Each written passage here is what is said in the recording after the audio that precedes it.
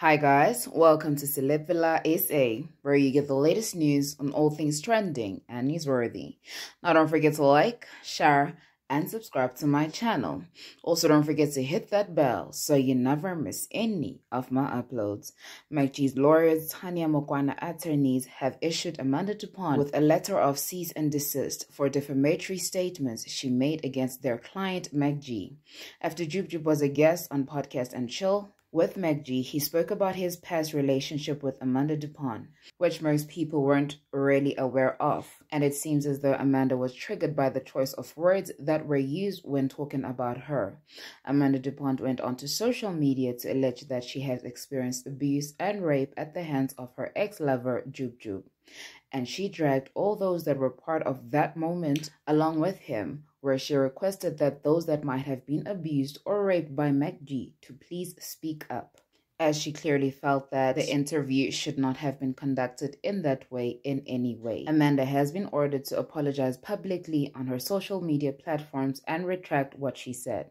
Part of the letter read, "We further demand a public apology to be placed on all your social media where you retract all slanderous, defamatory, derogatory, false, and frivolous, unfounded accusations you made against our client before the end of business day, Monday, 6th of December 2020.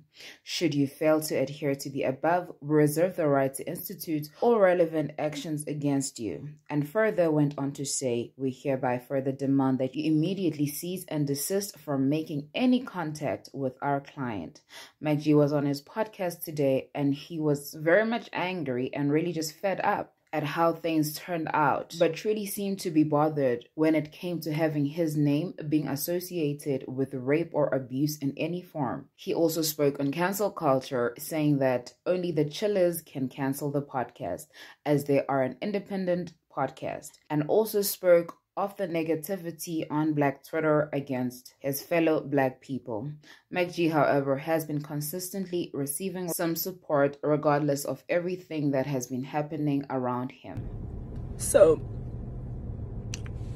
any women who've endured any abuse from MacG, from Lemo Jub, because I genuinely believe that it takes an abuser and someone who condones gender-based violence to have been able to conduct an interview like this and to speak of women in such a manner. It is 2021, guys. It is not okay anymore.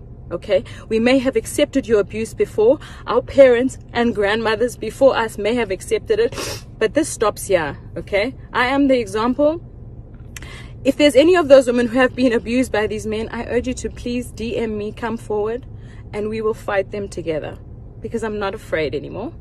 Okay, and evidently they're using my name in their interviews for relevance, because I'm quietly focusing on my career, which is very successful at that. God has been so good and gracious to me, but I also believe that God would have not allowed these things to happen to me if there wasn't a purpose and a reason for it. Okay, so if you've gone through this by these men, please reach out to me and we'll fight them. We have a very big problem of gender-based violence in this country.